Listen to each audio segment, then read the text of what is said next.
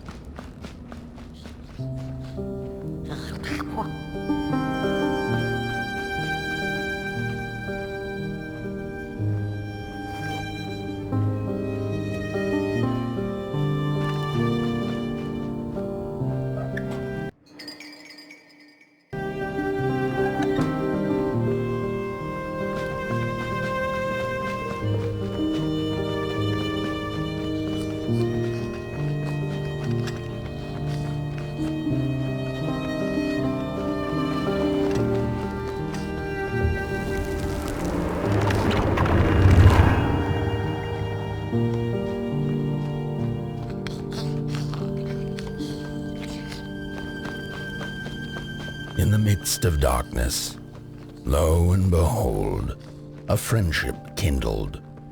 The fire that spread with it seemed so small against the vast night sky, small and flickering, but defiant.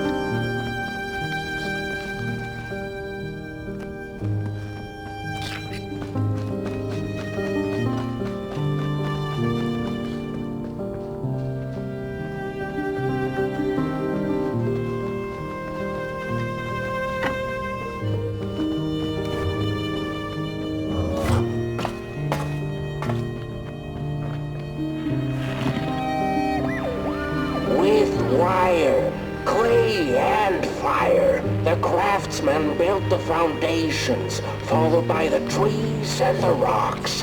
And after them came little houses for us tiny ones to cower in. For existence was so big, so vast, that without a roof above one's head, one could have fallen straight into the skies.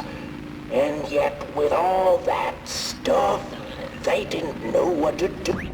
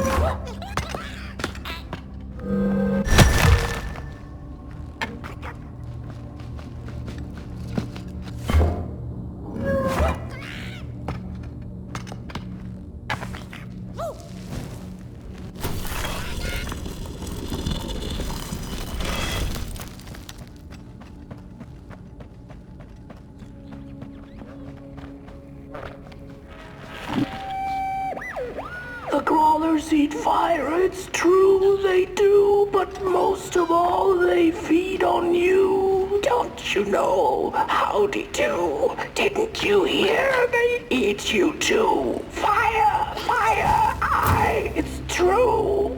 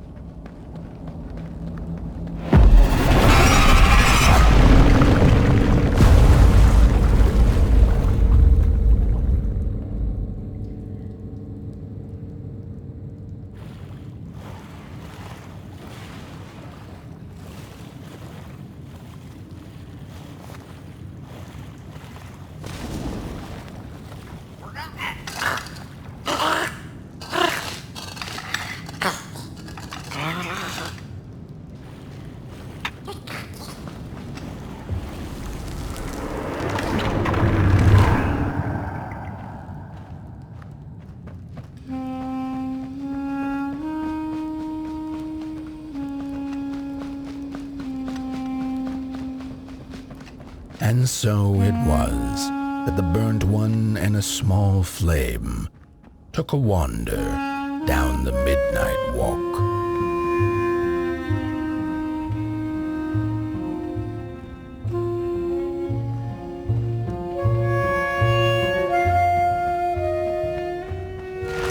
In the closing nights of this era, a wandering flame. How rare, a little pot boy. This is already the end. Your pot boy, the last ember of the work table that was. You are destined to carry this torch to Moon Mountain. It is inevitable. We must all partake. Your purpose burnt into clay. Your pot boy must spread his fire. Walk now. Spread your fire. Walk, walk, walk.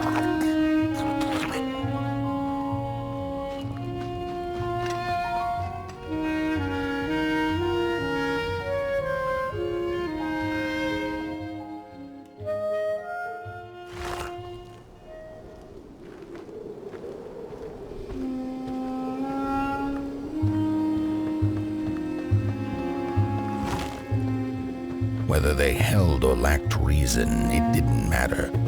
when times were dark and winds blew cold, there wasn't much left to do, and it was quite enough to simply put one foot in front of the other.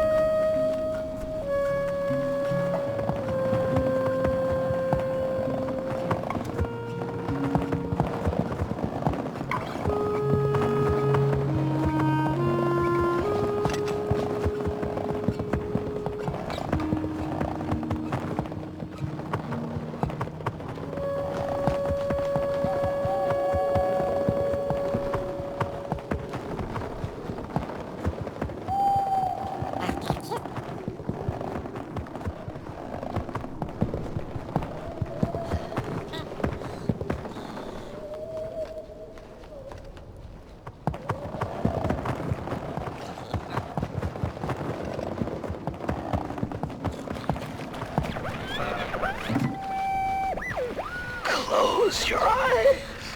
Listen. They sense you. They feel you. It's so beautiful.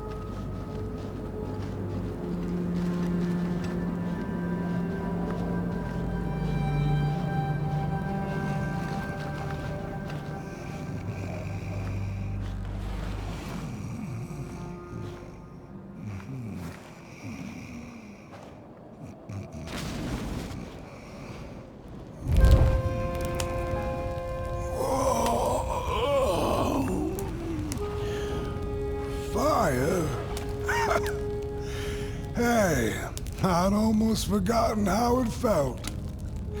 And salutations, Burnt One. Fancy meeting one of your kind here. You're the caretaker of this little firecracker? I reckon you must be headed for Moon Mountain. Am I right? Well then, on one hand, it's just a matter of walking down the road. But then, on the other, the Midnight Walk has a mind of its own, and a mind to teach its rider a thing or two to boot.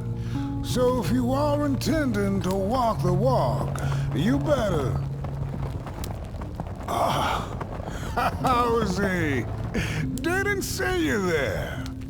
So glad to see you back on the move. And as I told you, it ran away from its owners. It's been waiting for the right passerby ever since it ended up here. Well, Mac, don't let me keep y'all. See you down the Midnight Walk, and Burnt One. Wherever you end up this long night, keep that fire alive. It's really all that matters. Don't take my word for it. Just see for yourself. Some folks certainly know how to talk the talk. What you lack in talk, Burnt One, I trust you make up for in walk.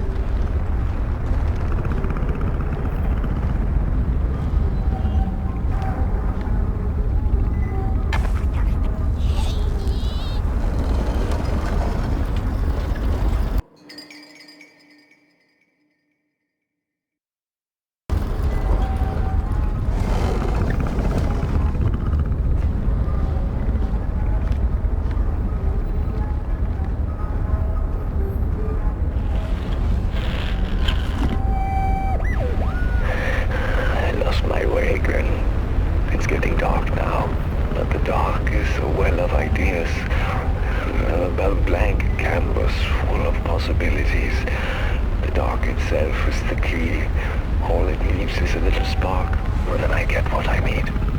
It hungers for fire. So I take a match, I light it, and I offer it. I give it freely. I have to surrender.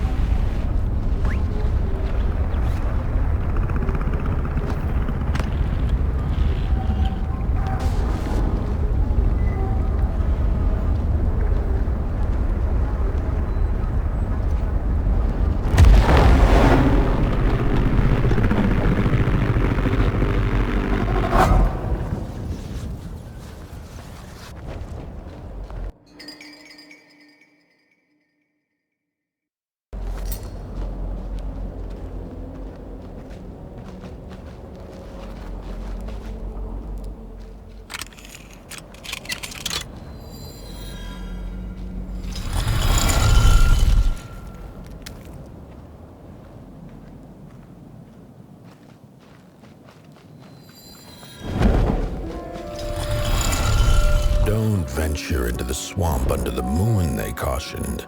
There, wild eyes watch, and itching teeth yearn for succulent heads like ours. Gone are the bodies of old, and they can no longer shield us from the terrors. Get bent, limb tree. Oh, look at those two arms swinging around. Disgusting. Oh, you really think you're somebody, huh? On your tall legs, with your long snake-like arms. You get out of here.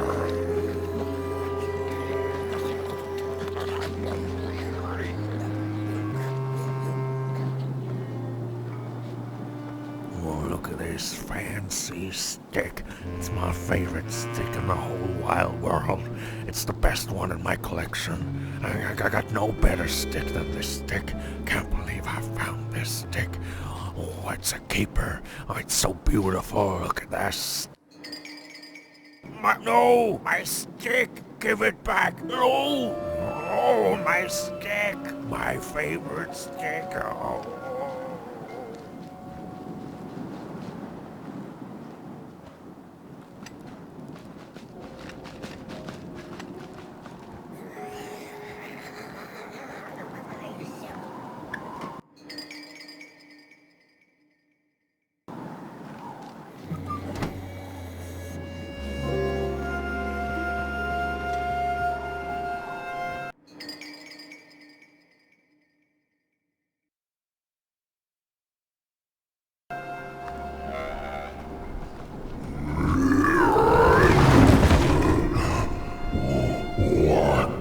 What is this?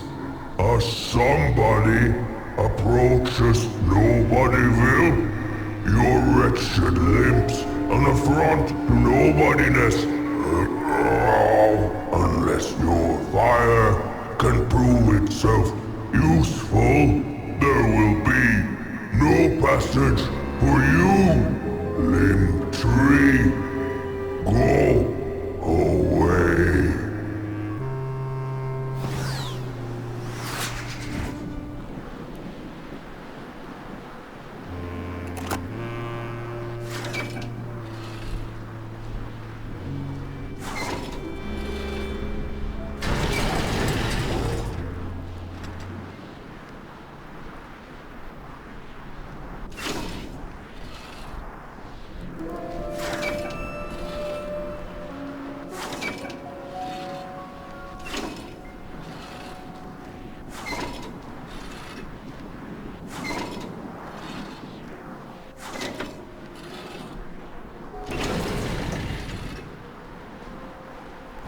If you light them all, then maybe.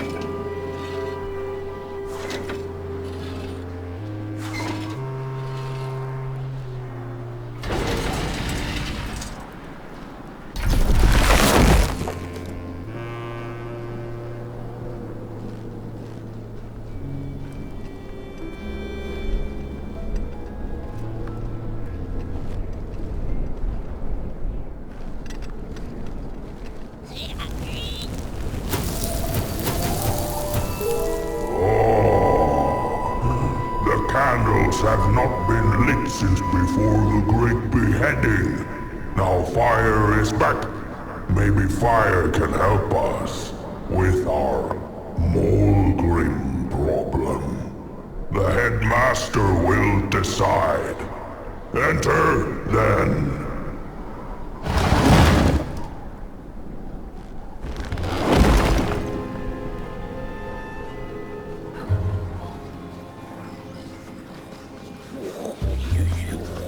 You get out of here.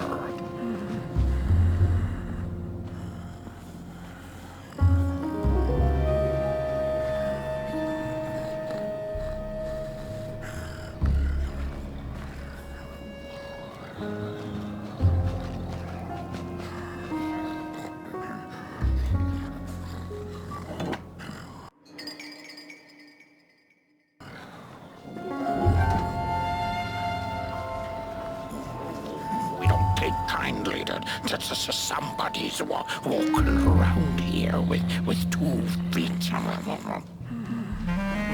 arms and legs.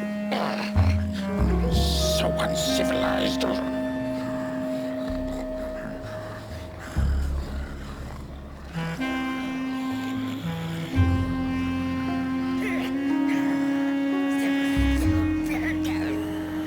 Look at those 2 arms swinging around. Disgusting.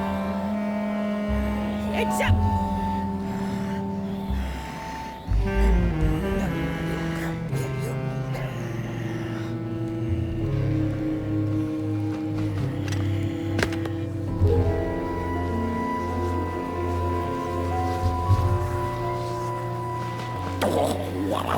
What do you think you're doing here? You can't be here. You shouldn't be. Why are you here? Here to set us on fire? Well, you can't.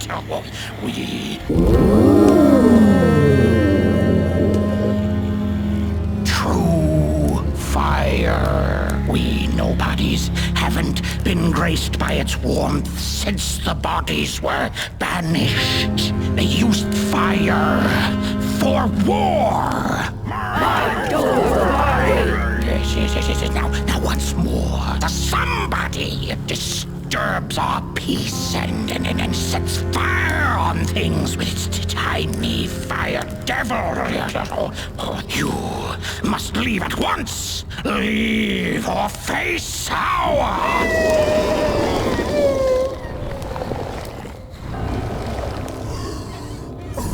It's the Molgrim! The Molgrim!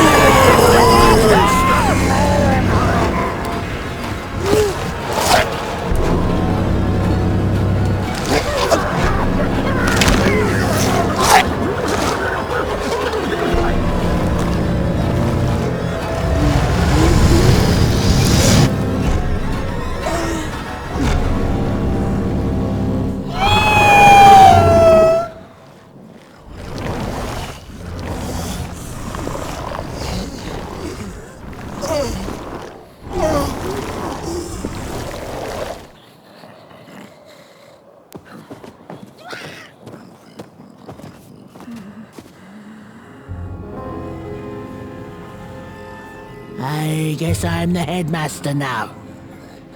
As you've observed with your own head globes, we have a problem.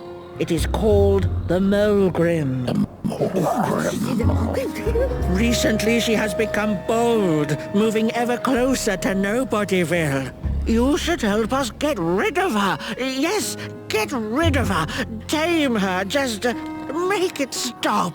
And by the powers suddenly vested in me, I will, shall grant you passage through our fair Nobodyville. Here, take this. Blech. Now, go do the quest. Meet the problem head on. Tame the Molgrim, and we will, I shall graciously let you pass through Nobodyville.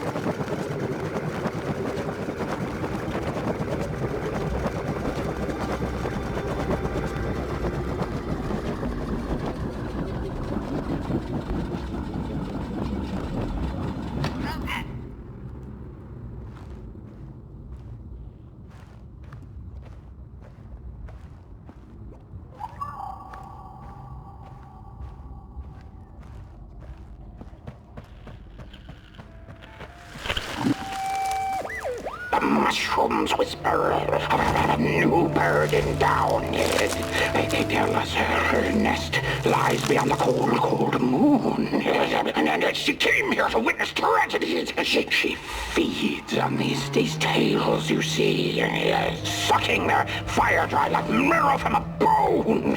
Her eyes are on us now. Like a vulture she waits, knowing that we somebodies are about to tear each other apart.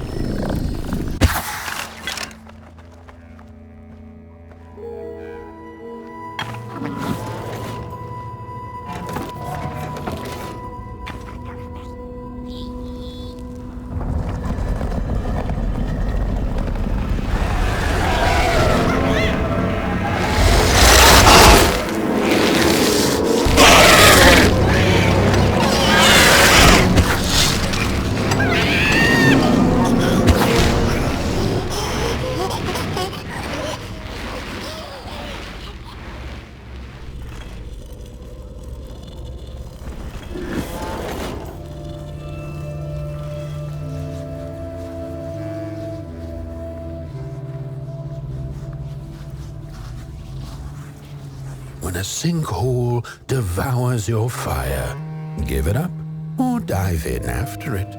An old swamp saying.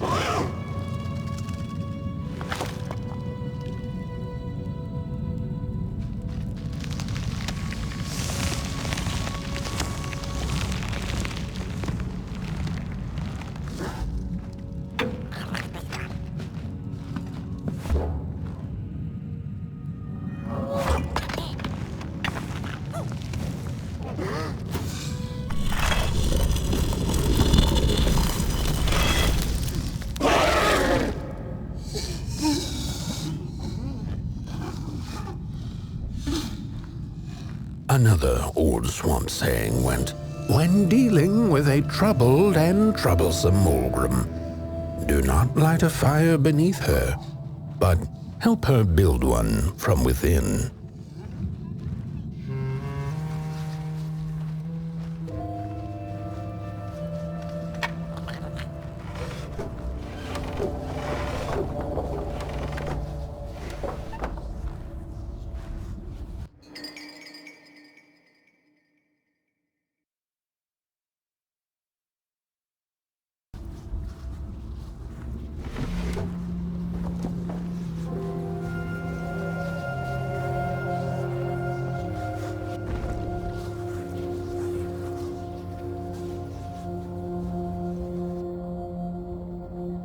Oh, my neck hearkens the anguished howls of the Molgrim, and the bitter patter of feet.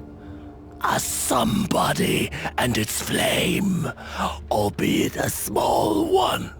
'Tis enough, perhaps.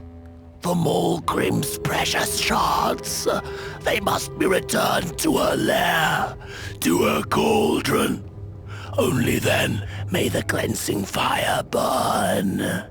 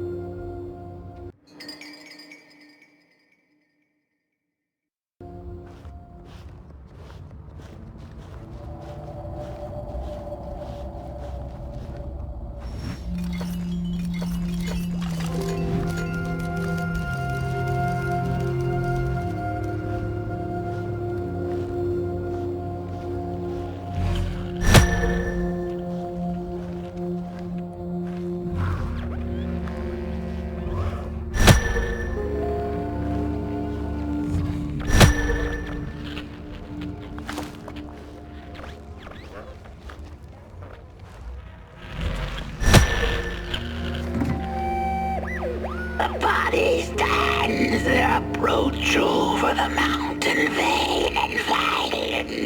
We ragdolls observe, we record, and we mimic. Their faces wear masks they do not know. What the sordid yearning hides behind. His hands will tell. We put on a mask, we perform, and we put on a show.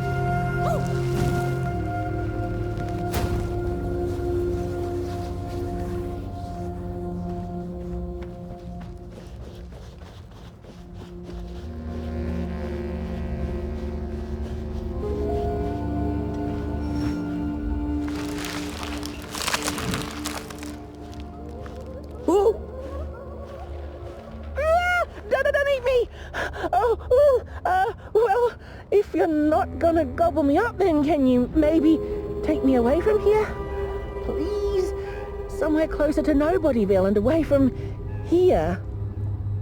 Get me out of this neck hole, please. I'm begging you on my bare chin, and I'll pay you for the effort. Handsomely with a beautiful shard from the Molgrim's cauldron.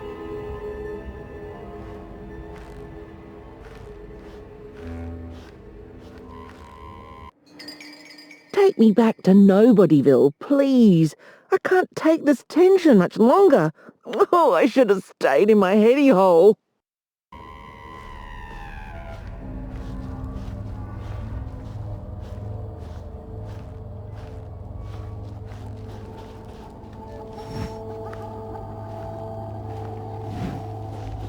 She's here!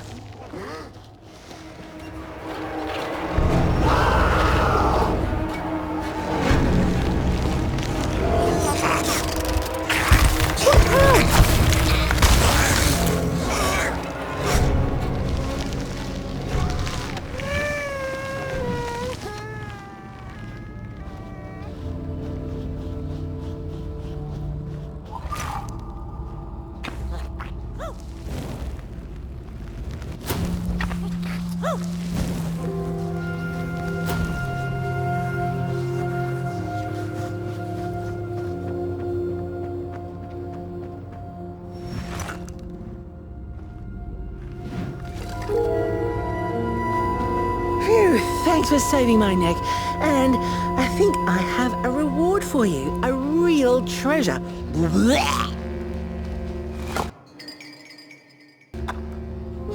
There you go, one of the 3 missing shards from the Molgrim's cauldron. Yeah, I stole it. Oh, I thought I could maybe buy me some kind of ticket away from, well, everything. Start anew, you know? A good head on a pair of healthy, strong shoulders. Eyes on the horizon. Gosh, the horizon.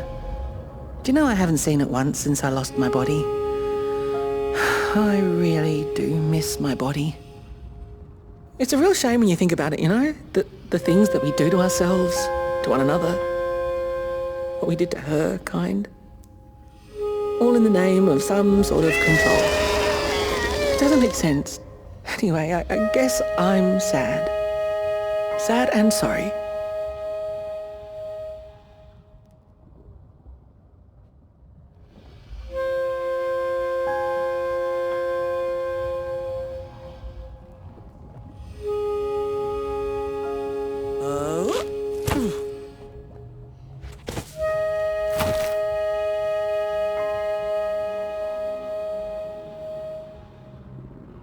Hey, thanks. You're a great listener.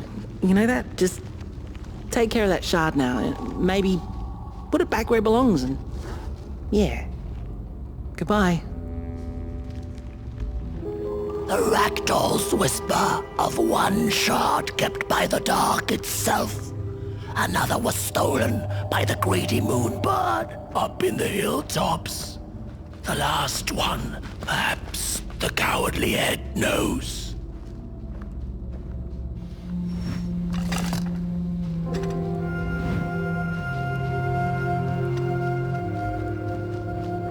It's easy to lose one's head when everything you love is either gone, broken, or dead.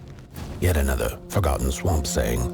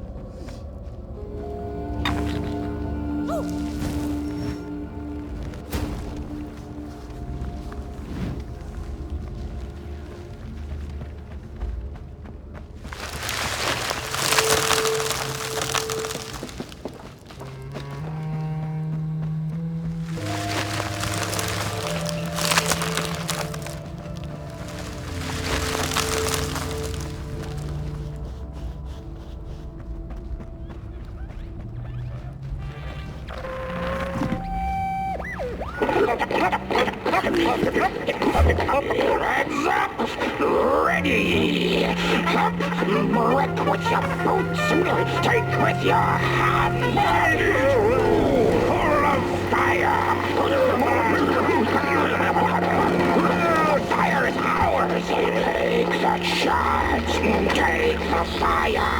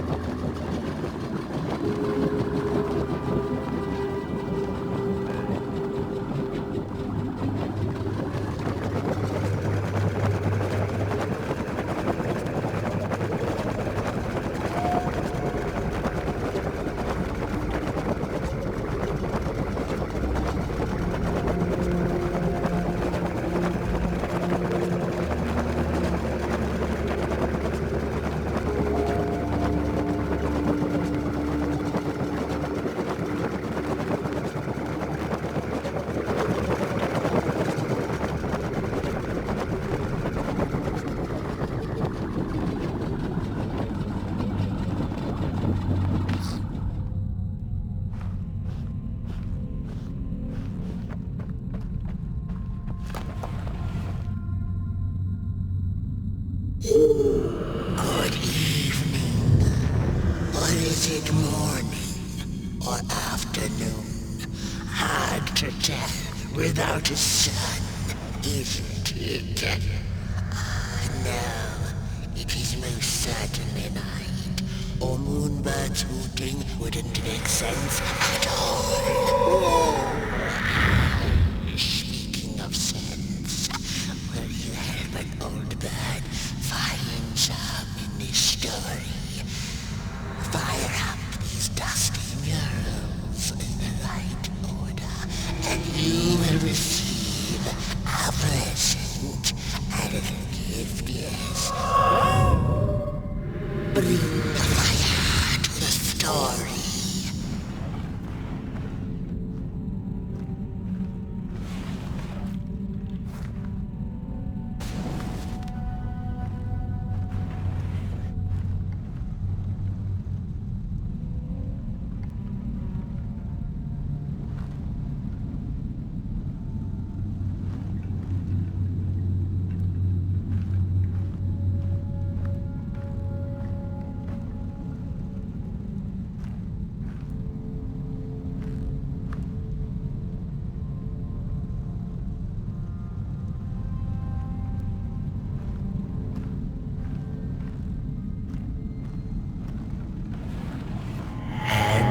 As the heads roll, the time of the Molgrim begins anew. Once upon a time, the Molgrims lived in peace.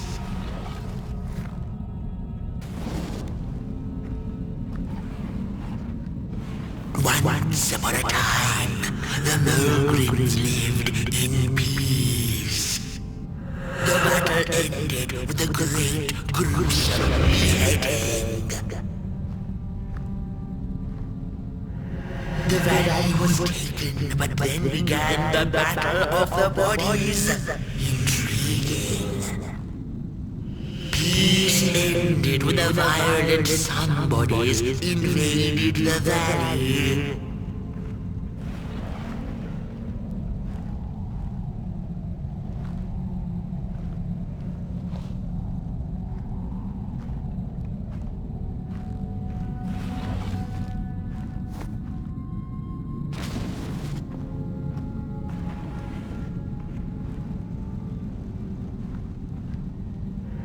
The valley was taken, but then began the battle of the bodies.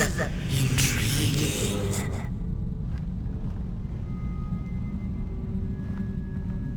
Peace ended when the violent sun bodies invaded the valley. Peace ended when the violent sun bodies invaded the valley.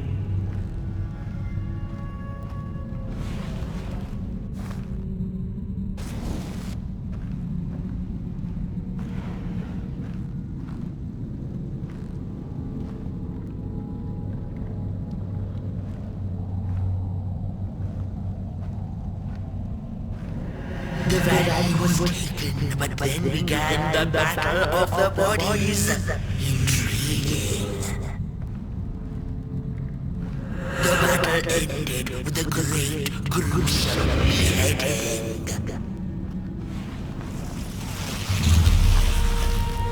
For time immemorial, the Molgrims had lived in the valley in peace, sharing good eatings and howlings around their fire, which they had inherited from the skies.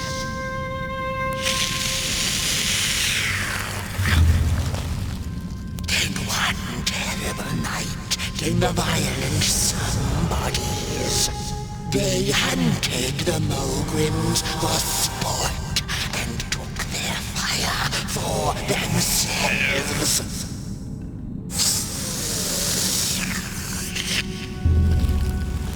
But the somebodies knew not what they were dealing with, for as soon as they held the fire in their grubby hands, they began to fight one another with it.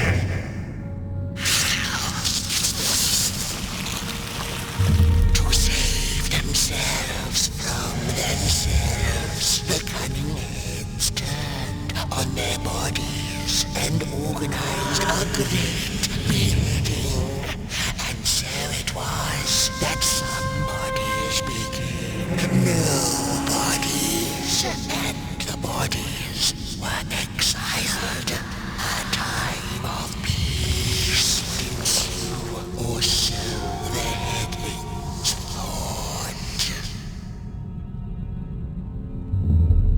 The last living Molgrim had been biding her time, and saw now an opportunity to return and take bloody vengeance upon the heads, who were now left defenseless without their bodies.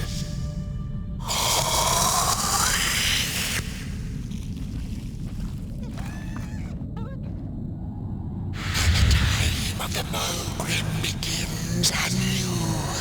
A storied meal indeed. Moonbird thanks you for feeding her and proudly upholds the promise. A gift. A shard from the Molgrim's own cauldron. It looked so shiny in the moonlight. Moonbird simply had to take it.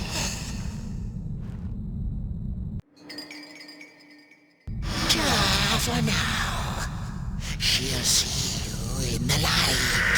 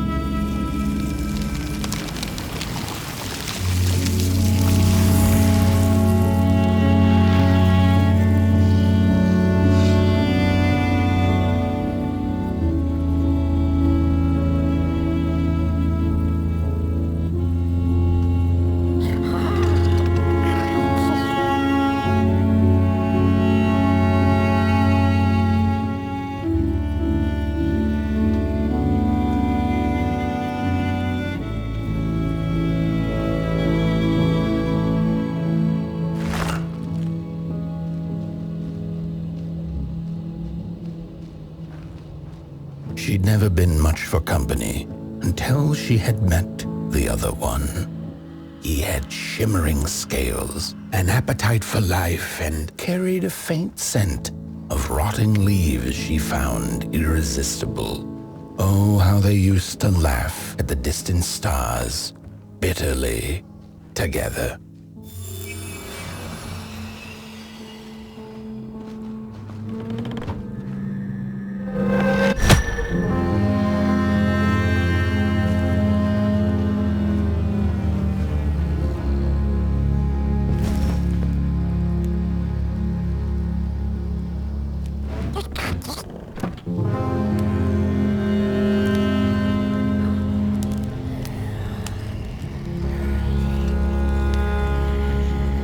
The howls of the Molgrim have gone with the wind, and our headaches settled into gentle throbbing.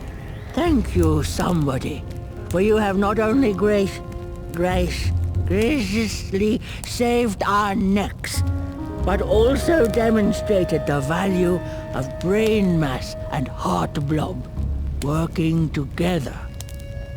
Could it be time for the bodies to return? We must convene on this matter, and you and your wandering flame must now leave through our gates and keep on walking the midnight walk to Moon Mountain. Moon Mountain! Here you go, somebody. This key will open the town gates. Blech. The mountain once again beckons, and the call is answered. Fare thee well, and take good care of your flame. The dark itself is hungry.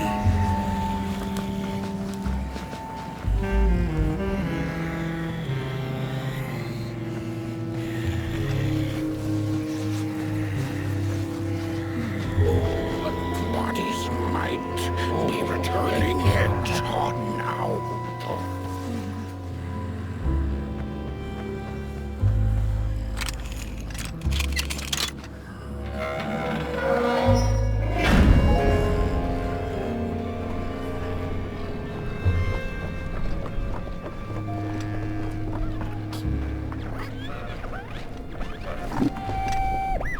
I've had enough. First it was the big Molgrim hunt, and then when they forced us out into that make-a-forgiven swamp. I hate hiking, and then when we had nothing left to hunt, we started fighting each other, and then Mr. Mayor gets this grand idea that we should chop our own heads off and banish our bodies. How does that even scientifically work? I've had enough of civilization.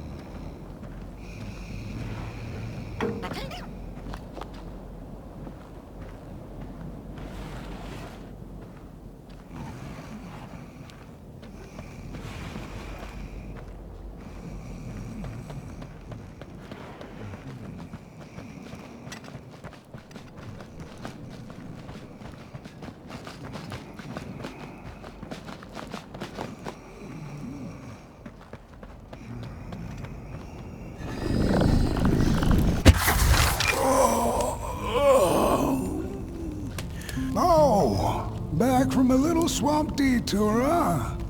Hope the heads didn't give you too much trouble.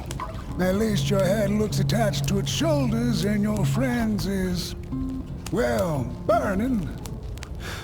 So do not despair. Should you once again lose your way along the midnight walk, you're probably meant to.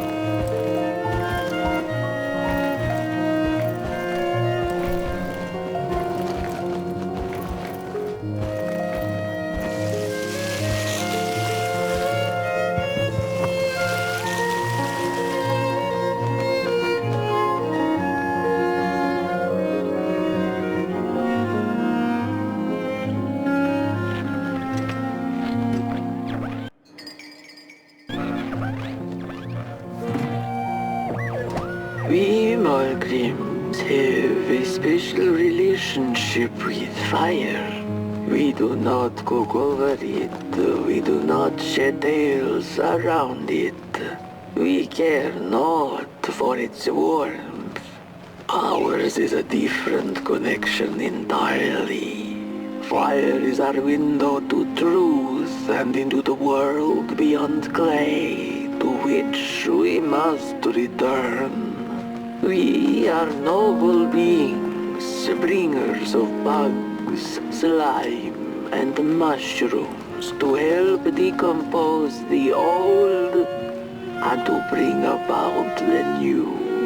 We are the caretakers of this world, and woe be to those who seek to end us, for they seek to end themselves.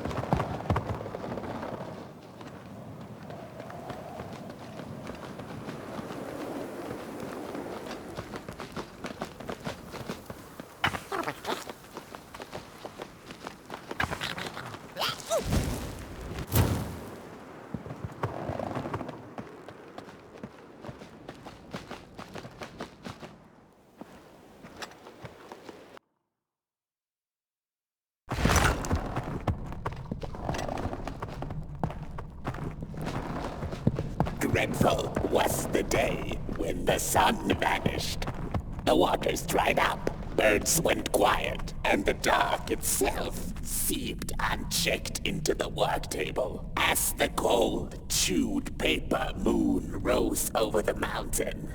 The night that followed would be long as the midnight walk.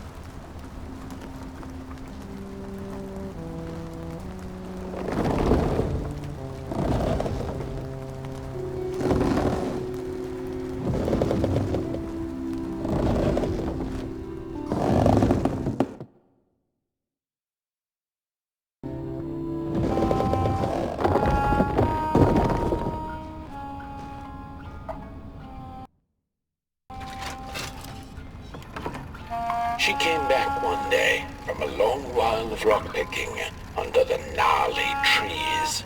Usually the Merkel had been fond of fall and the refreshing cool of winter, but this time it had been much too long for her taste.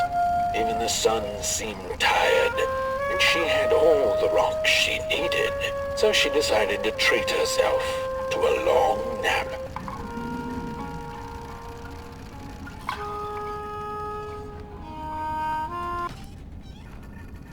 The Merkel had taken a nap that had lasted 2 decades. Now that counts as oversleeping even by Merkel standards. She had awoken anxiously this time, feeling misplaced and confused. The confusion grew further into panic when she was greeted not by the sun's life-giving caress, but once again by the silently mocking night sky.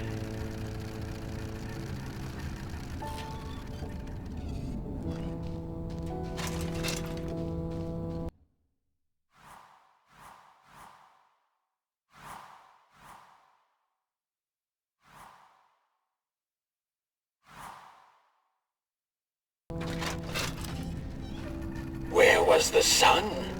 Where its warm rays should have been there was only the vast night sky, not a star on its face. Well, the Merkel mumbled softly to herself, winter was late, so now the sun must be late too.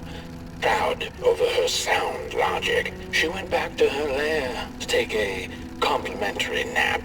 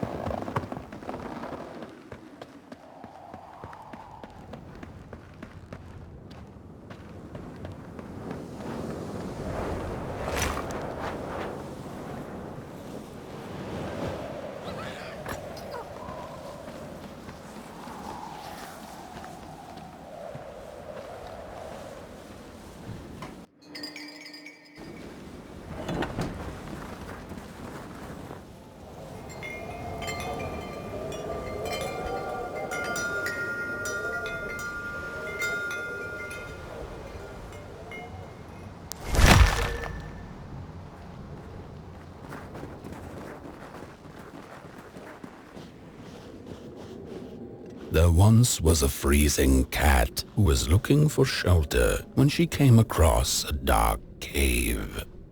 "Step into my abode," offered the dark. "It will warm you if you surrender your wants."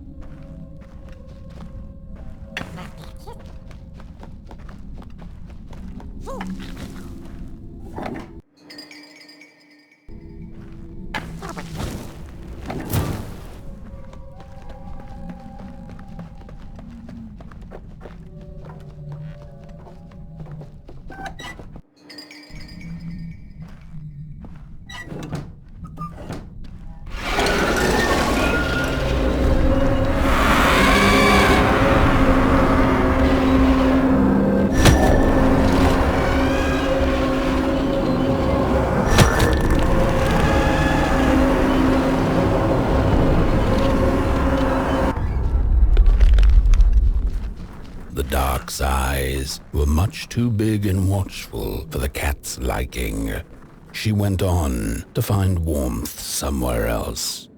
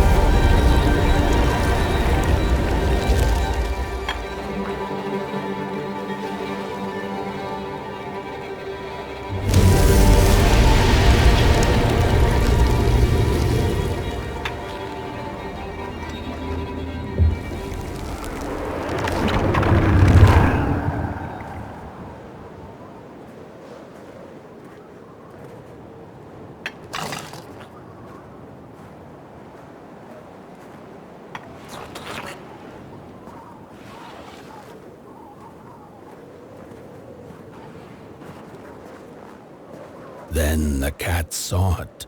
Rooftops piercing the sky. Approaching the town, she was greeted by a crone. "Come, kitty, kitty, you must be tired. Sit in my lap.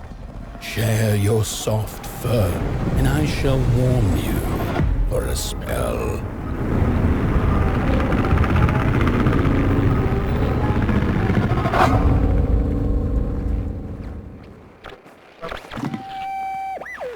Hello, Mother. The well said to give it a match, so you and I could talk again. I hope this works, because that was my last one, and well, it's cold now. But it doesn't matter. We can finally talk after everything. So, how are you? Do they have fire where you are? Not the hellish kind, I hope. Is Father there too? I think you should talk to him again. I know it doesn't seem like it, but I know he loves you still. I love you. Still. I can't feel my hands. I can't feel anything.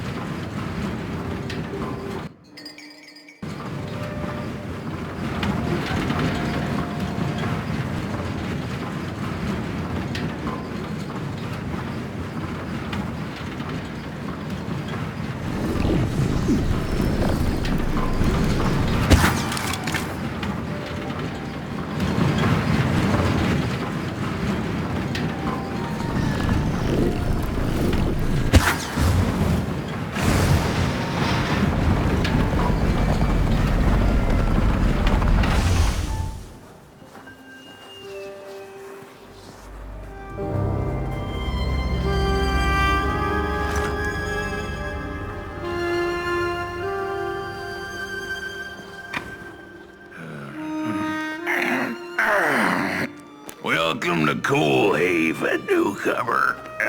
Good to see you flame in these parts again. I'll be your guide tonight. This furnace here used to run on coal and fire, don't you know? But a thief stole all our matches and wasted them in greed, you see. Now the ghost has come to smite the wicked and punish the thief who killed us. Well, I guess that's it. That's a tour on the house. There's a bone right there in the snow. Your flame could bring back warmth to our graves, and may the worms in our bellies dance again.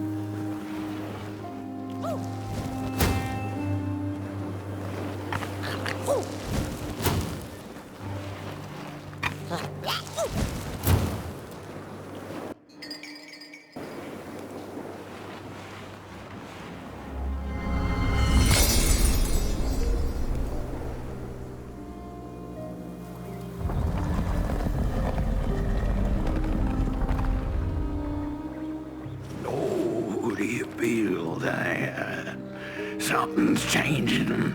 That furnace was the soul of the city. We used to worship it, us coal miners did. Fed it trees and fire like it was a hungry, angry god.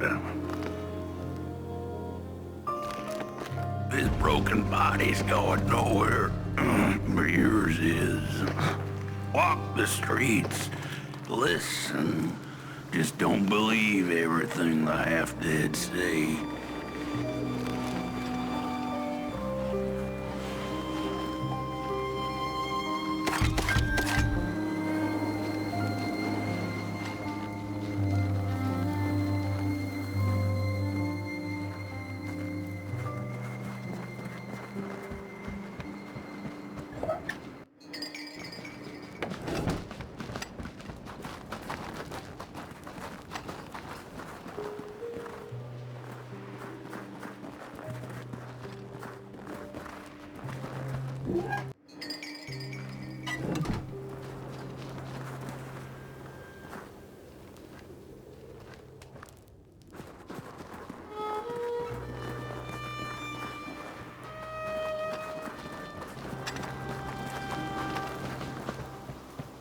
Your flame, bring back The cat didn't like the crone's crude pettings. Her hands tugged at her fur. "Now, rest still," the crone said, as she pulled out a crooked knife. The cat was quick and escaped just in time.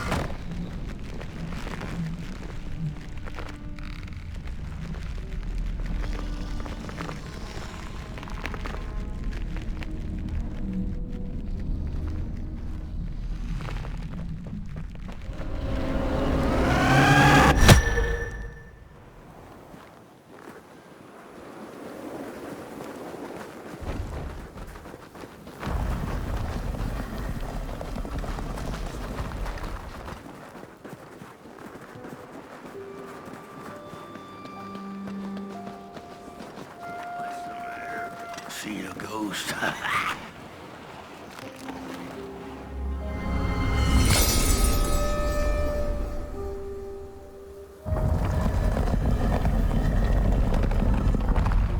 The thief loved the stars. Would have plucked them out of the sky if it were possible.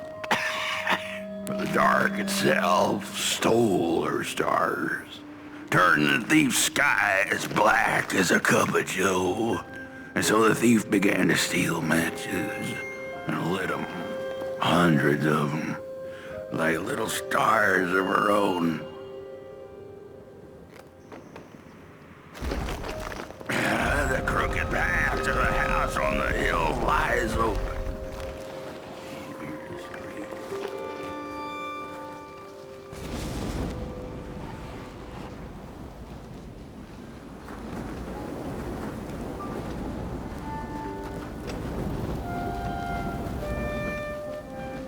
Wherever she sought warmth, it had a price.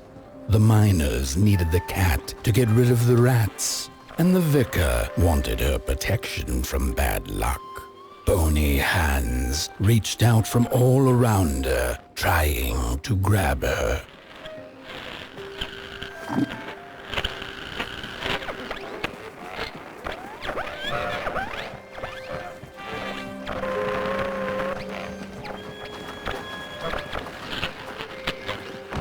Matches lead to the house.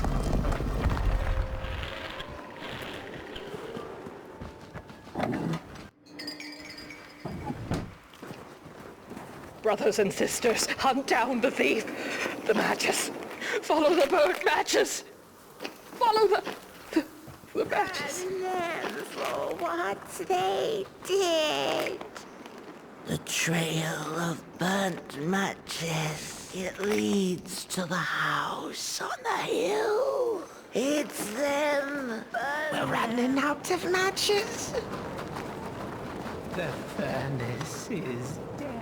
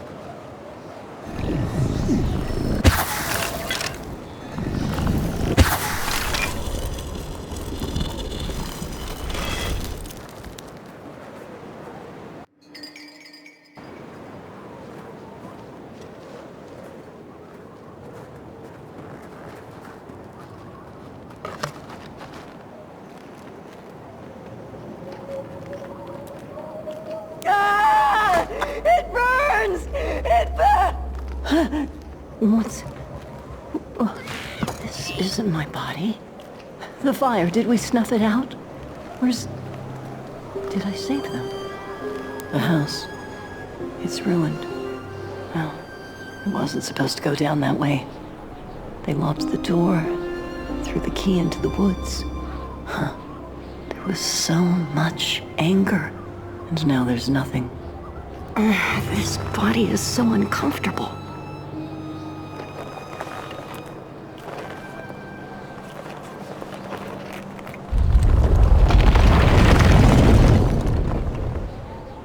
While I was in the black, I had a dream.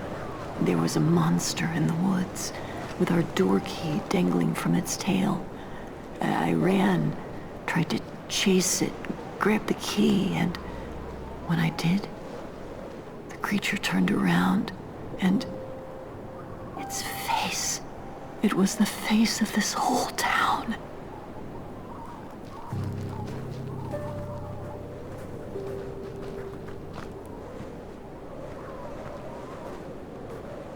The key. I have to find the key.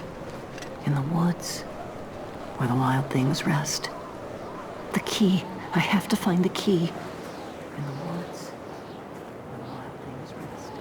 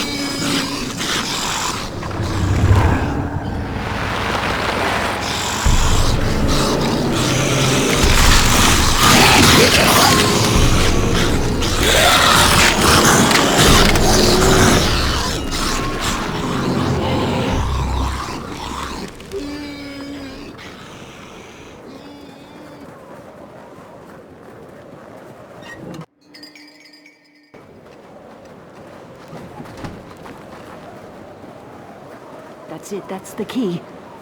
Unlock the door. Please. I want to see my home again.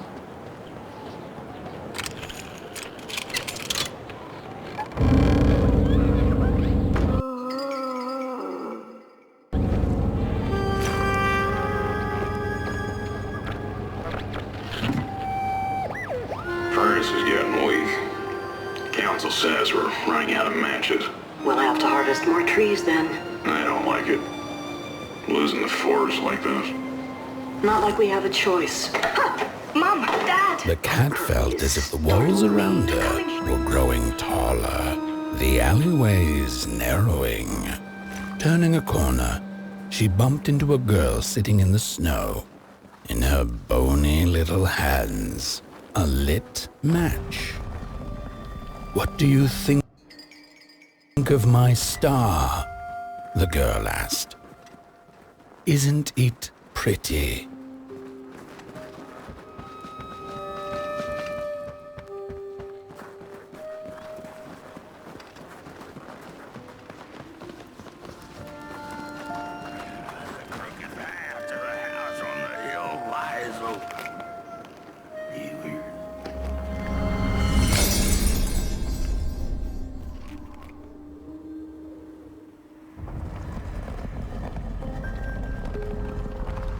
With no matches left, we couldn't light the furnace. And the thief paid a terrible price for her burning greed. As the furnace died, one by one, so did we. But before we perished, the dark itself moved into our hollow husk, turning us cold and wicked. If I had a heart, I'd feel great shame for what we did. I'd feel great shame for what we did. The old man feels it too. Should have been long dead with the rest. He just wasn't ready to go. At least he has a reason for sticking around.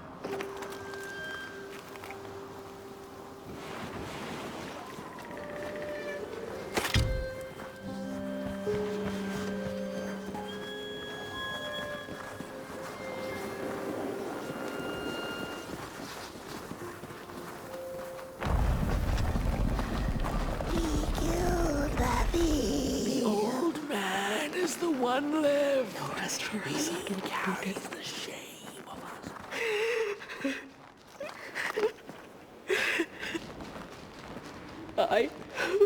What have I done? What did we do? I thought we'd just punish her. She was miserable and found comfort in fire.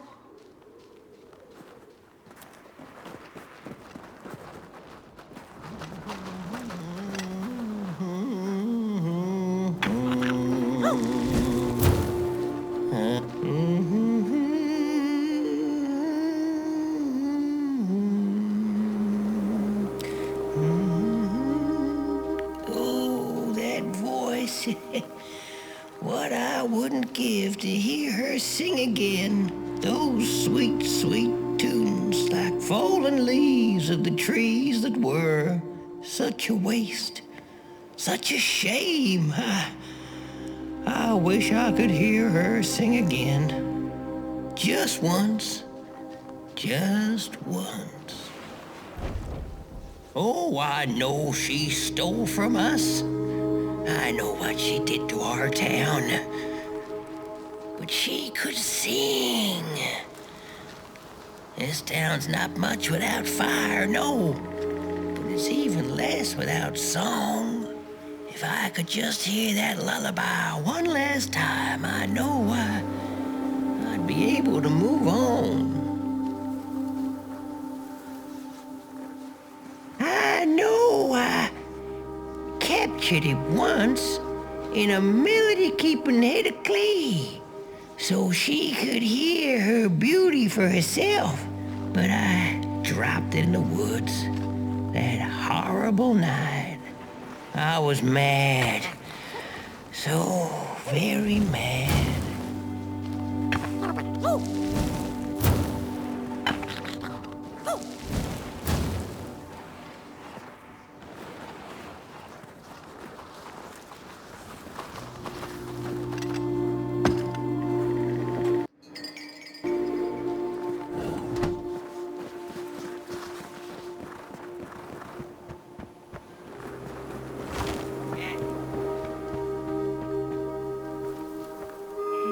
I ask for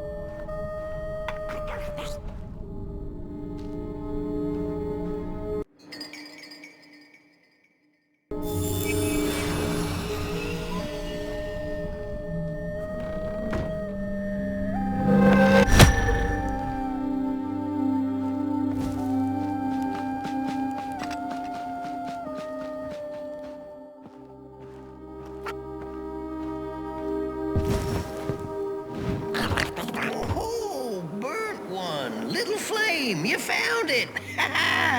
Does it still keep our song? Fire will tell.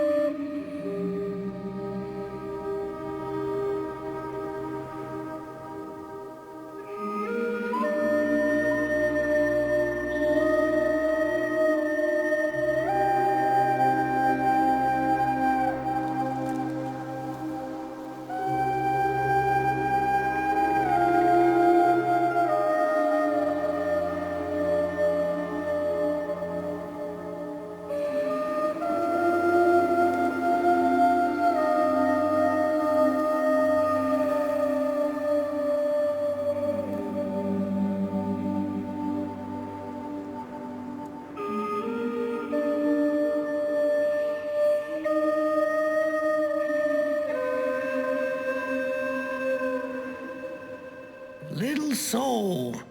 You charming little wanderer. My life's companion and body's guest. Where are you off to now? I don't know what I thought would happen. I feel a strange warmth, but just as coal runs deep in the earth, so is the shame a part of me, mine alone to bear. Burnt one, small flame. I am grateful, but I will not surrender my loneliness so quickly. I needed to ferment me, season my soul. Please, leave me.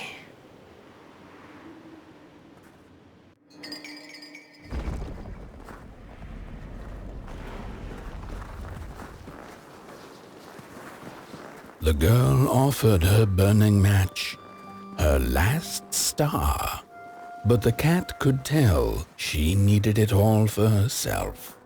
Grateful for her unconditional kindness, the cat left her to her ghosts. The matches were plenty, and then there were few. A thief. A thief.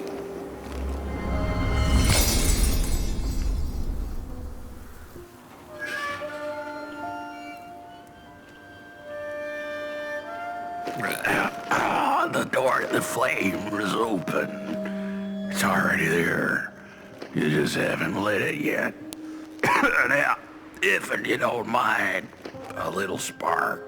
And just maybe we'll be able to die for real this time. In life, I didn't mind a little loneliness, but this is the worst. The furnace longs to burn once more.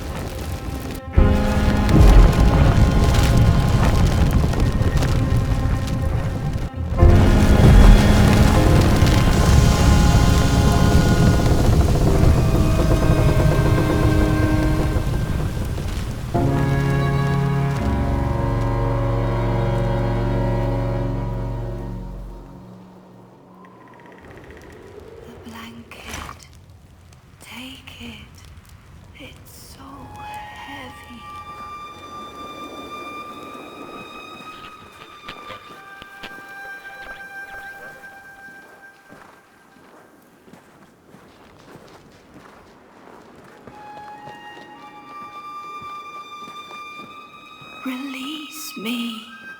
Remove the shroud.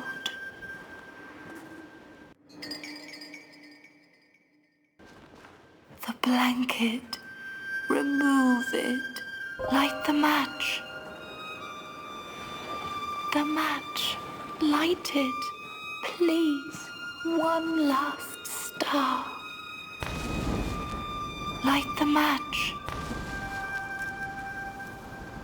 Thank you.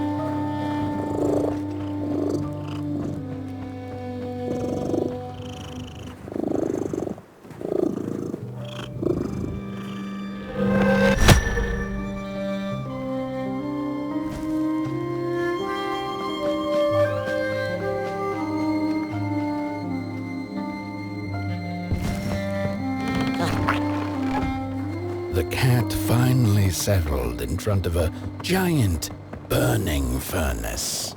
In its bright flames, she could glimpse a dark future. This did not matter to her, for now she was eternally warm and at peace.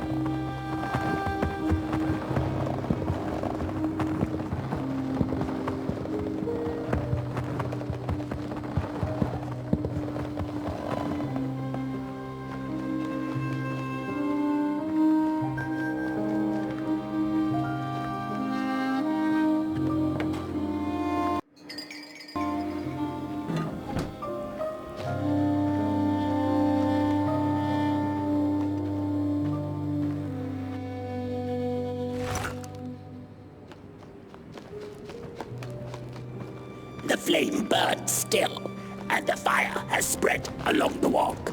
The cold takes its toll, and Potboy's flame flickers.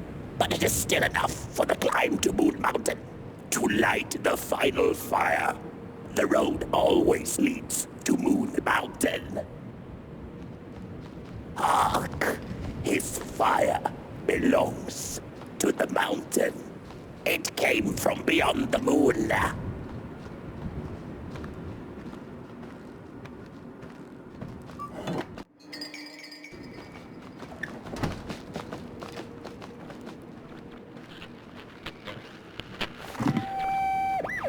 There's a fella who watches over the midnight walk, pointy hat and hollow gaze. He's been around longer than you or I. Some say he was one of the first sculptures to have breath. Some say he's not from around here, but from another maker's work table entirely. Some say he's seen what lies beyond Moon Mountain, but I just think he's lost like the rest of us, and he's waiting for the right one to come along, waiting for something that'll give him that eureka for his song. He keeps his banjo by his side, but he never plays it. Strange, but he's in no hurry. He's got all the time in the world.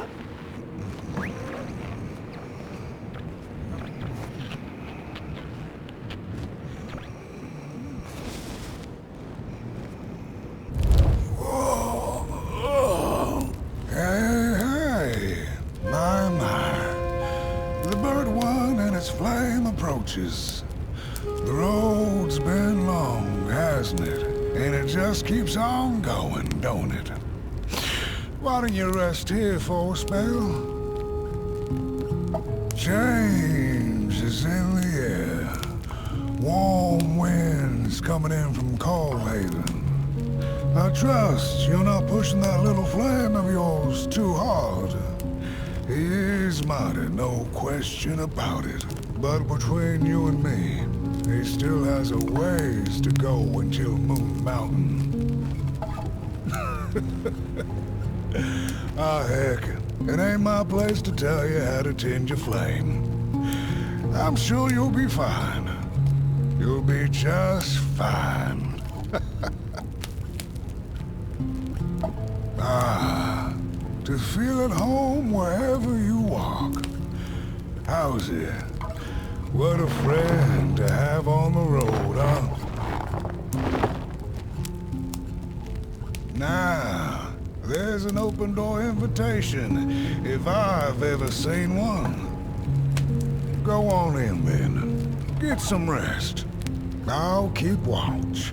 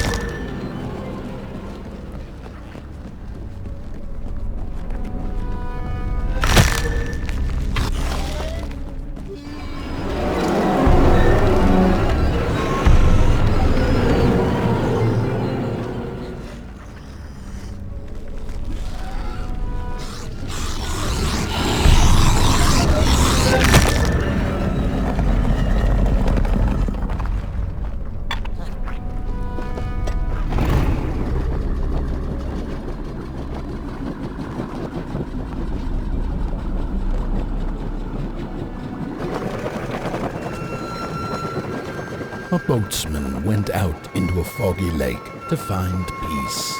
Then, out of nowhere, came another boat that bumped into his. He cursed whoever was on the other boat, but when the fog cleared, he discovered that it was, in fact, empty.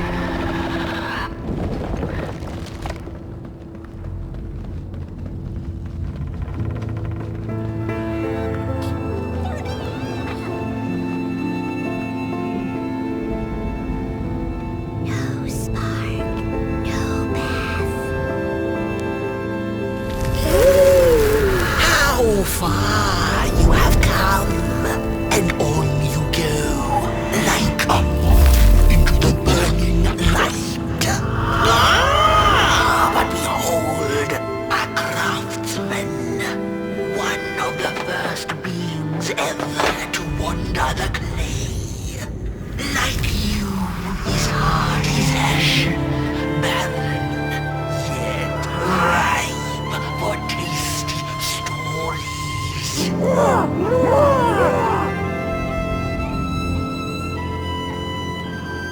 By now, you must have learned there can be no tale without a spark. No spark, no path. Light the fuse. It will guide the burnt one, and mayhap feed the whole world. A symbiosis most reasonable. Do you agree? Why are they here? There's nothing here.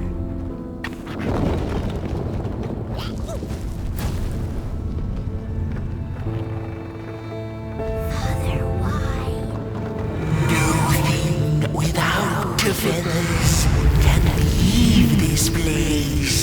So long as the craftsman laments, lost in his terrible maze, you are so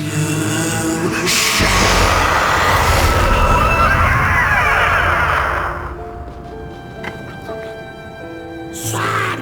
Sad.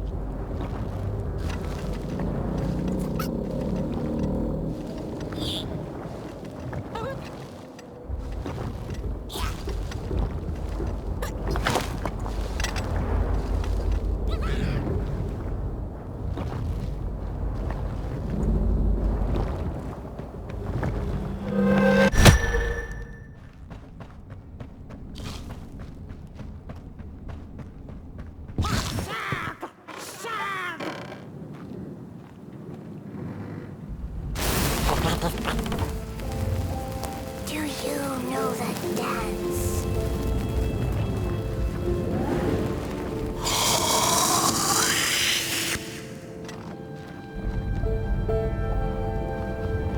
Fire's back on the menu, crows.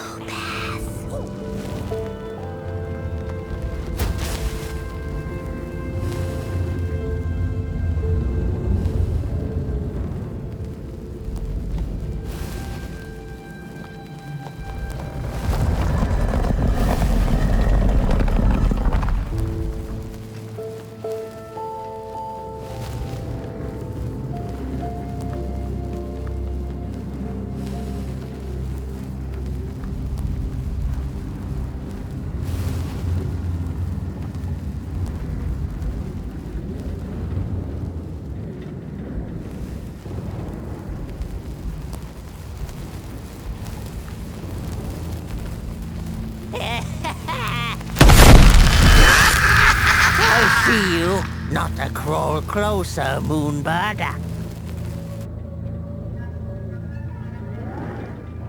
I see you, not a crawl closer, Moonbird.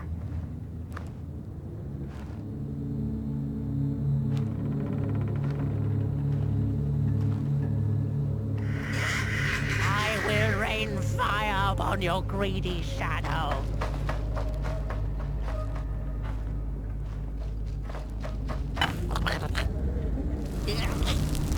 What are you tinkering with?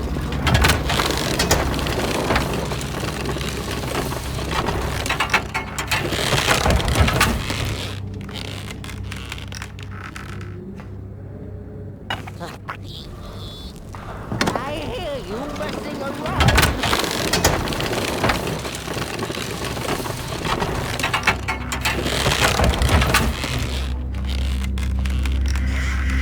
Faces behind faces.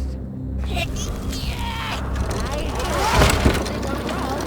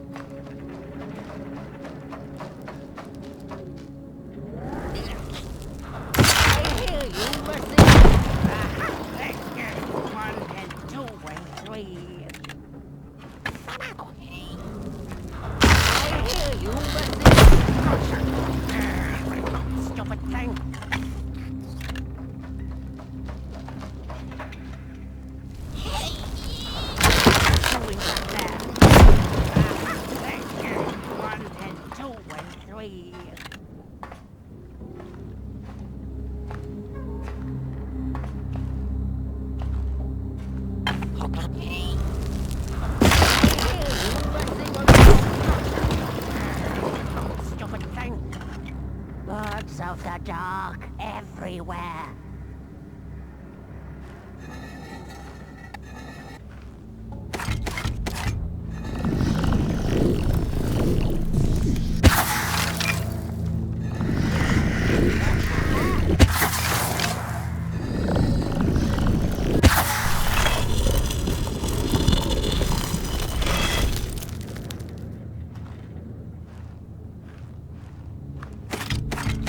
Avert your greedy gaze. The moving pictures are not for you.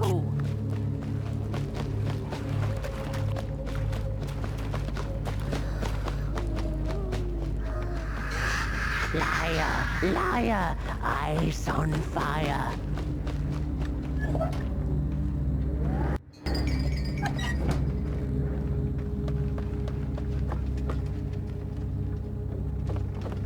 I see you, not a crawl closer, Moonbird.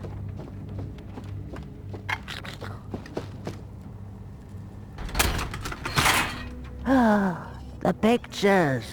They're moving again. Forbidden. It is forbidden. It is forbidden. Hush, no talking in the theater, fools.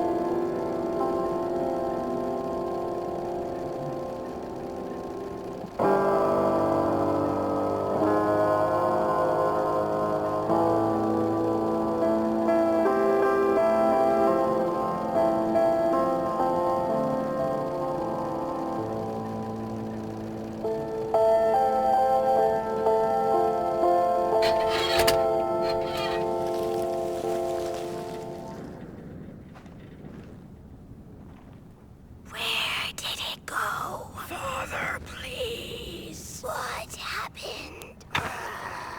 More stories. Stories. How I cherish them. Real as clay, as palpable as the midnight air. They're all we have left once the dark has taken the last campfire from us.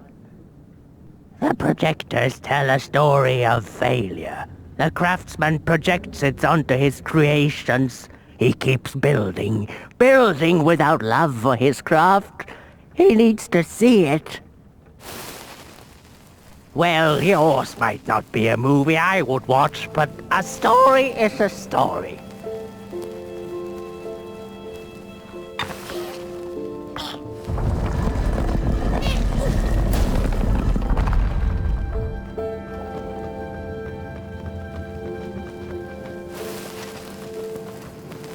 The potter, stuck in the sinking clay in which he had dug so greedily, spoke his final verse. Here was I born, and here I lived. My refuge was the clay, and now the clay has played me false in a most grievous way.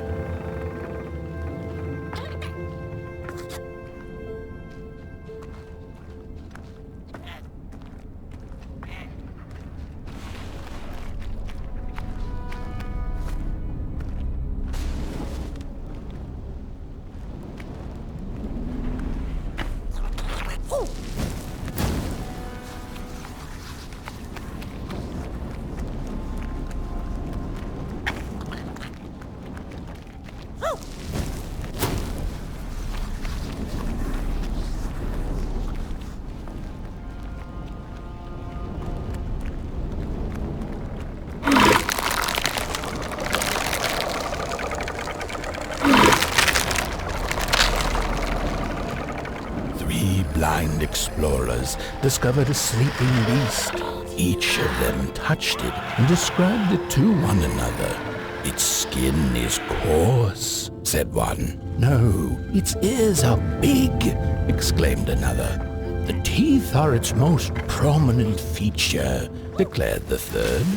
Who was right or wrong mattered little, as the beast awoke and ate them all.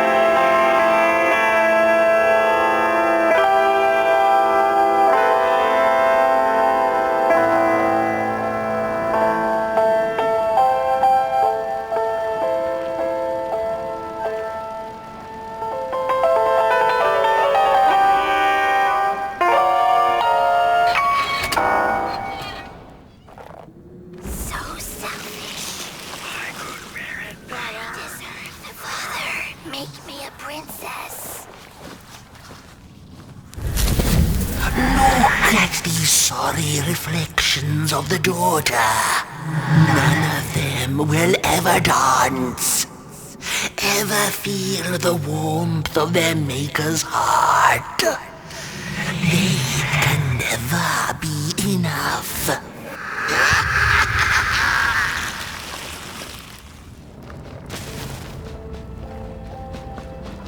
I wish. I don't know. After years of searching for her son, the weaver was convinced she had lost him to the dark. One night, there came a knock upon the door. "It's your son," said a voice. "Please let me in." Thinking this was some cruel spirit come to mock her grief, she remained silent until her son gave up and left, never to return again.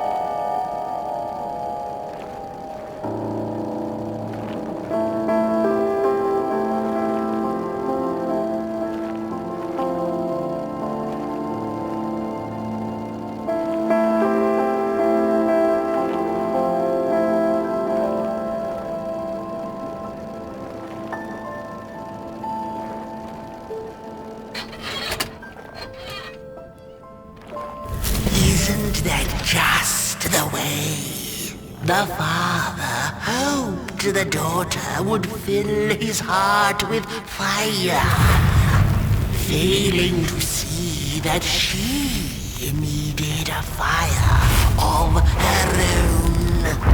His princess danced away, and he stayed behind, cemented in his ancient groove. The heart is a bottomless pit, never sated, always craving for more.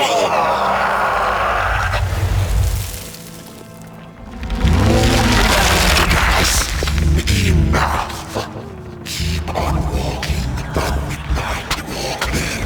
Don't run all the way to your infernal doom. She will be there to gobble up the embers.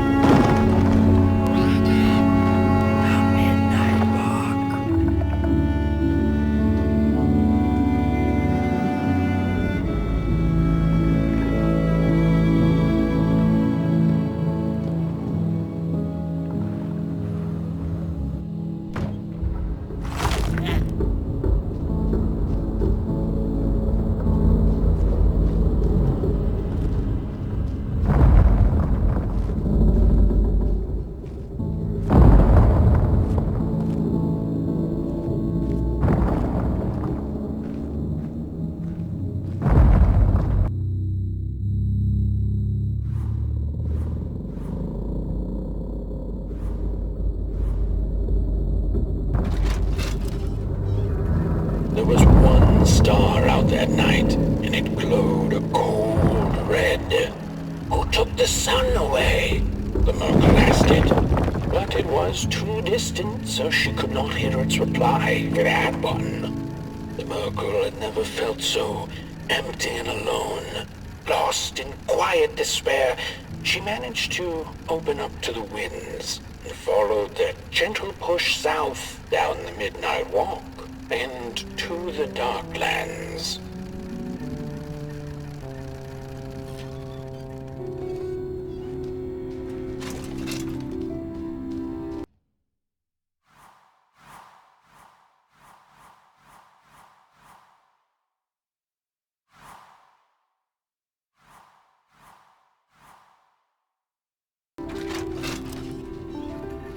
After a long while of following oversized snail-like tracks in the mud, trudging deeper and deeper into the mushroom-ridden swamps, the Merkle heard a harrowing howl. Up on a hill stood a looming figure, dark and still in the quiet of the night. Lo and behold, the Molgrim, she thought to herself in slack-jawed awe. She greeted the creature with a quivering voice and, unable to restrain herself, asked, "Do you know who took the sun away?"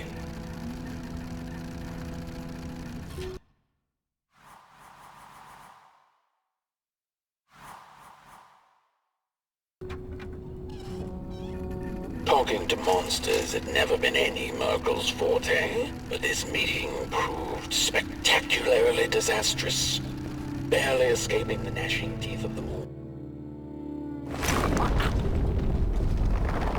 The Wanderer asked the craftsman, "How do you make such perfect sculptures?" To which he replied, "Oh, there's nothing to it really. I go into the dark woods. I find the sculpture already waiting inside a tree. And then it's just a matter of carving it out."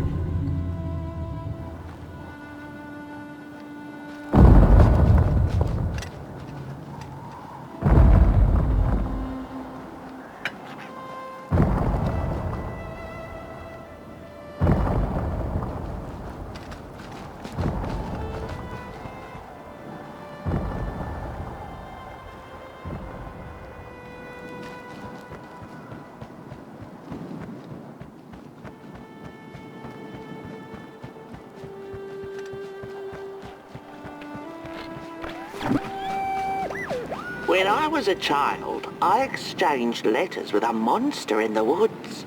We were best pals, and we shared all our secrets with each other.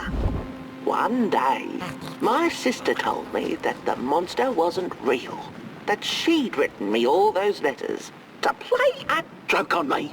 But the joke's on her, because I knew the truth about the monster in the woods, and we exchange letters to this day.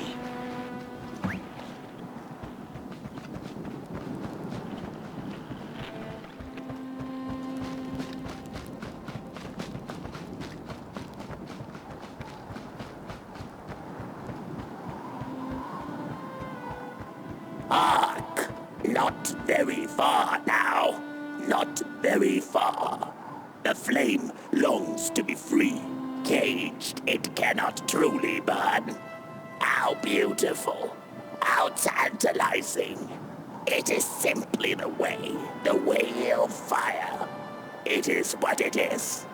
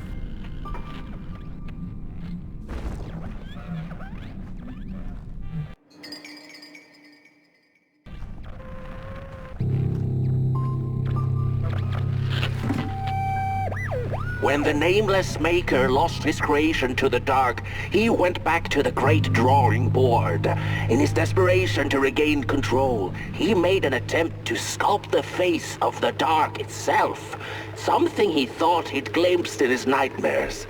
But the face wormed itself out of his mind's eye, and instead his twisted sculptures came alive, grinning and many-legged. Thus, the grinners escaped and seeped into this world as a reminder to the maker that there's always something to smile about, even when things don't go the way you hoped.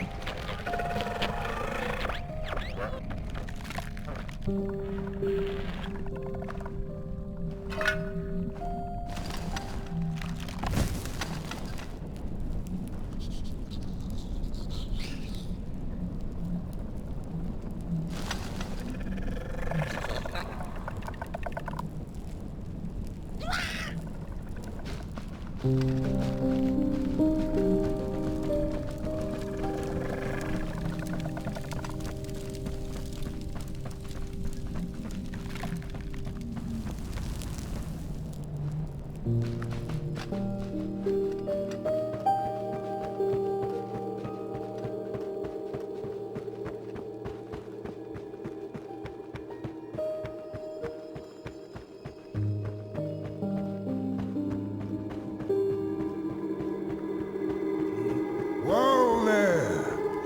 You look like you're about to move a mountain. That's what I get for trying to get in the way of a flame and its destination. Let him walk his walk. Ain't nothing gonna stop him now, looks like. Fare thee well now, burnt one. You're going to Moon Mountain, and that walk is for you alone. You have a tough decision ahead of you to make, just like the ones who came before. But they're all long gone. In the end, all there's left to follow is your own heart.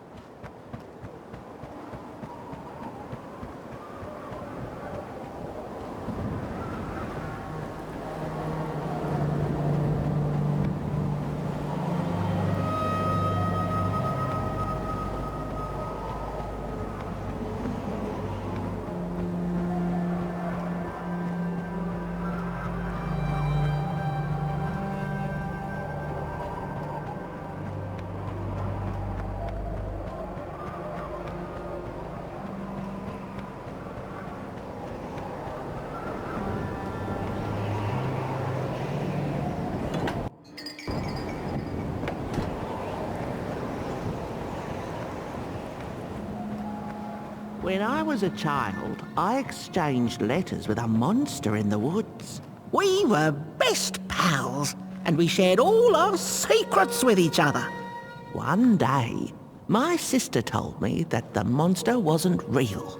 that she'd written me all those letters to play a joke on me.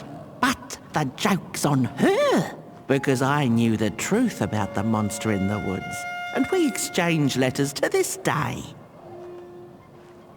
Oi! You the caretaker of this little fireball? What were you thinking, letting him run off?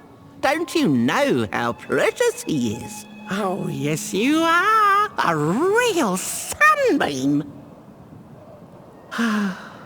Who took the sun away? We Merkles used to ask until it finally ceased to matter. Night skies like these, trouble seems so far away, doesn't it? I mean, isn't this just... Exactly my point. I used to be afraid of the dark.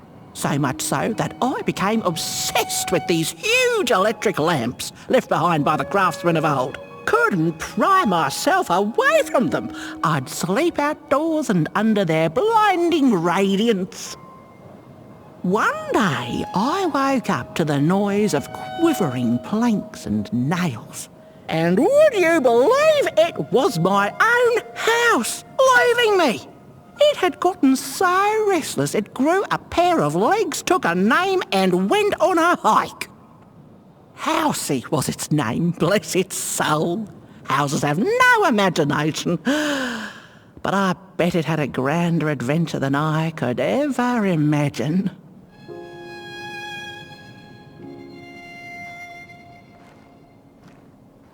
This little flame is your home, burnt one.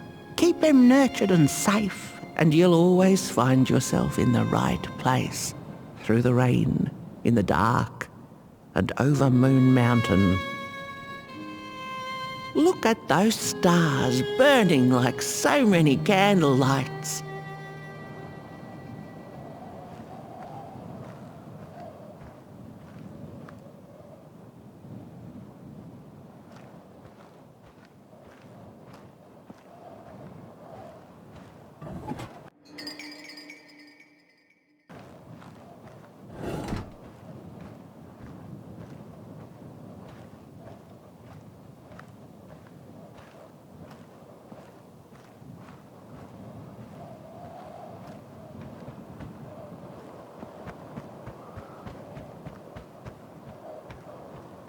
Isn't this enough?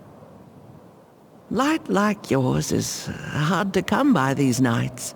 Some long for it so hard, they go looking for it in the wrong places. Funny thing about the walk. It takes you places, tells tales, but it won't utter a word about itself.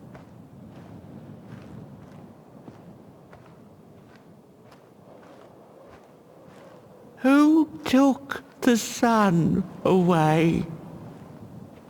Look at those stars burning like so many candle lights.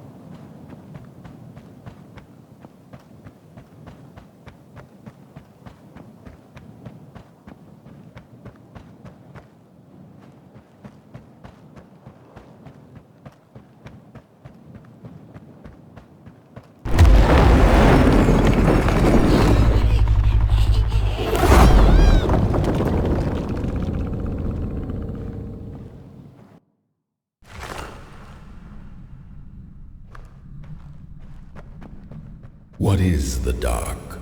Is it ugly and cruel? Is it a place for monstrosities, for fools lost in the woods?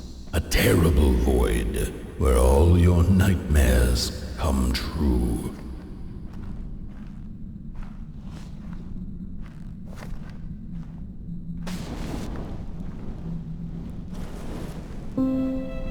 The dark could be a friend.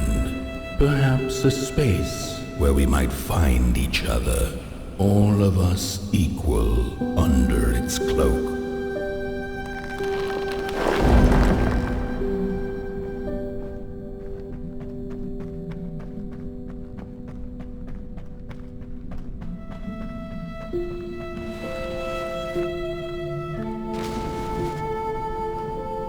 The dark could be an embrace and the release of the old, like taking off a tight shoe laying bare one's feet and taking a first step onto a new adventure.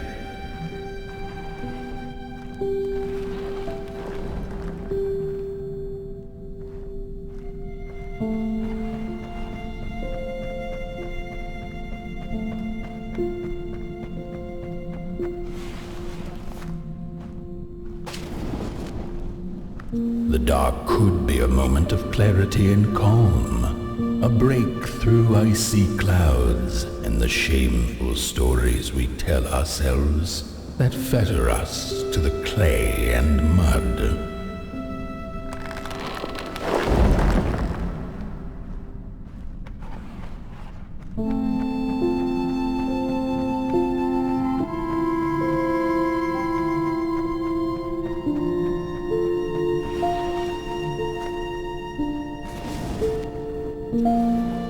The dark could be the space and time that we need to recover from the death of a dream and the quiet promise of new beginnings waiting on the other side of grief.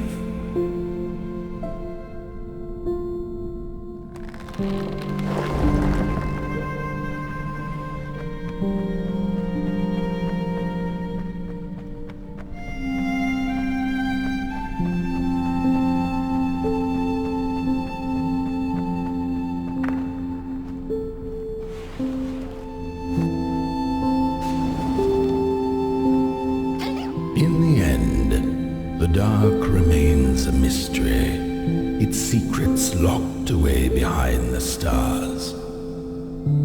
But one can rest assured that it is always there, watching, patiently waiting for us to enter it, with fire in our hearts and with eyes wide open.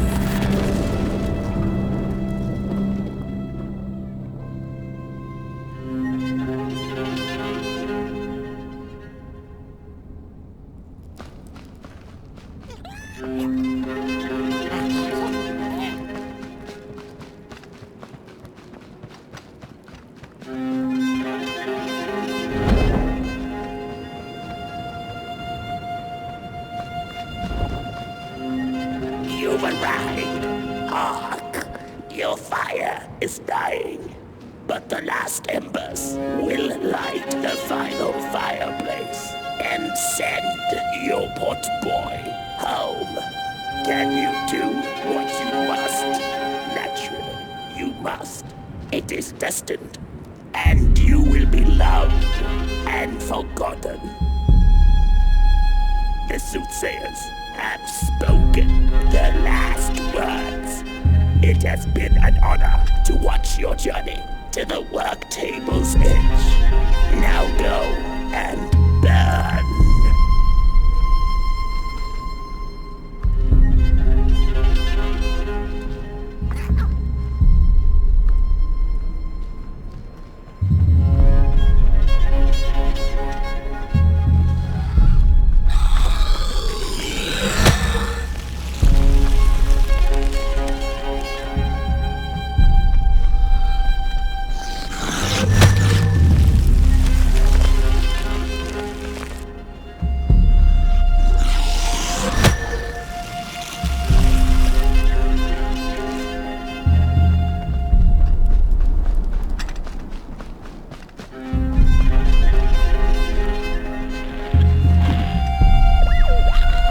First two-legged beings did prosper under the first sun, but it didn't matter how much they bathed in its light. They craved more. They sought to cage the sun, harness its power, and make it theirs. But the makers in their foresight had put the sun far, far away. So far that no creature could reach it. That's why, in their desperation, the two-legged ones began to collect matches, lighting them like minuscule suns of their own. But there are only so many matches in this world. And one day they'll run out, and they shall once again look to the sun.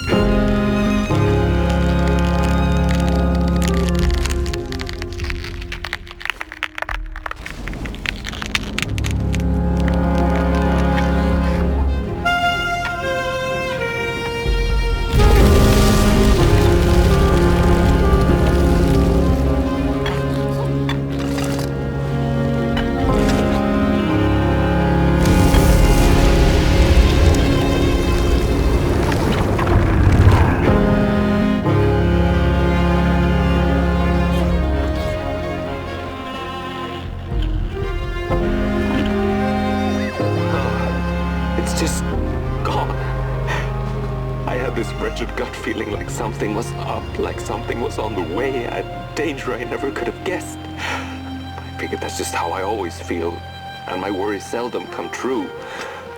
And now here I am, and I have been for some time now, and it just won't come back. I'm thinking, while I had it, I didn't know what to do with it, how to care for it, enjoy it. But if I had it again tonight, I'd probably waste it all over again.